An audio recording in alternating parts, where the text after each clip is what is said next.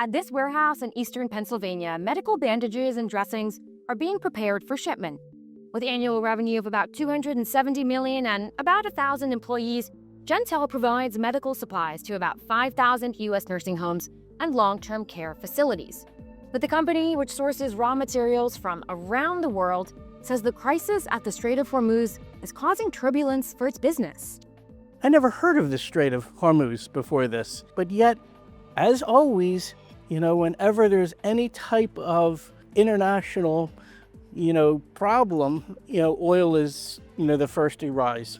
Petroleum derivatives are used in Gentell's products and in fuel for its vehicles. Petrochemicals are used for packaging. We're looking at about 24% increase in cost for us to produce this product. If the war stretches on for another, let's say, couple of months, how much more could those prices go up? It all depends on what happens with oil.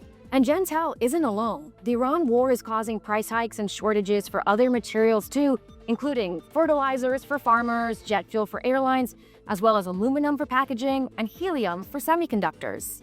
To get a closer look at how one company is faring under the weight of the latest global supply chain shock, CNBC visited Gentell's distribution center in Bristol, Pennsylvania.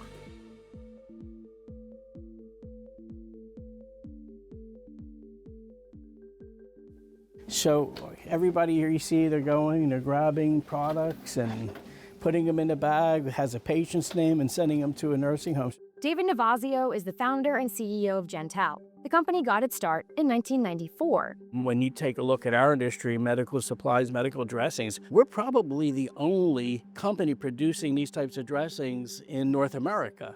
But Gentell says since the start of the Iran war, its raw materials costs have surged as much as 30%.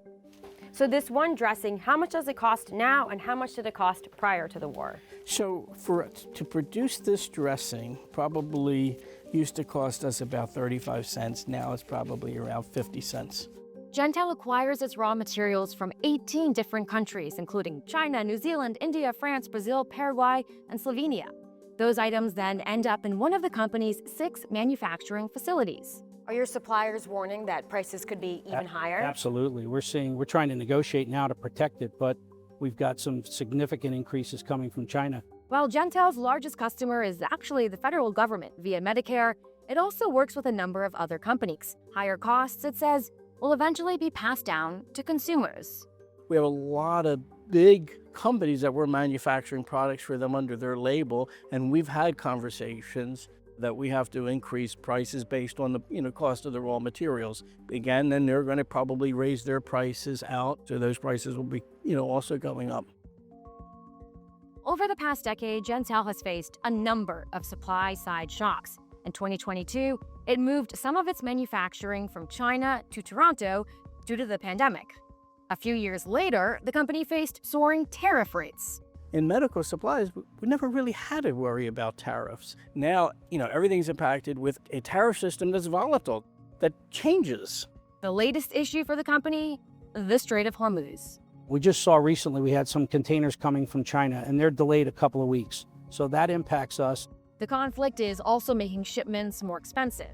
And this is, our product that we make in New Zealand at our plant. And it is a honey-infused fiber dressing. So how much did it cost to ship this product? So a container coming from New Zealand to California, it's about $4,500. How much was it prior to the war? $2,000.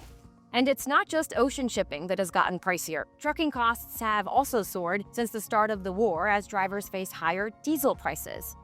On average, the cost of diesel in the U.S. has risen by over 50% in the past year.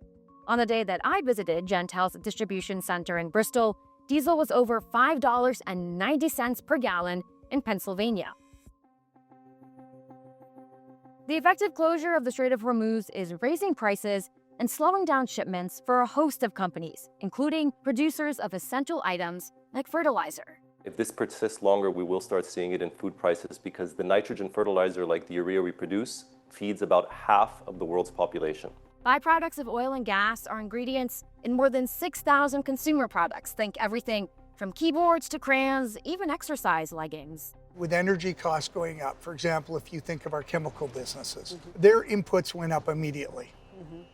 Now, that takes time for us to catch up on pricing. By one estimate, the Iran war has already cost global companies over $25 billion.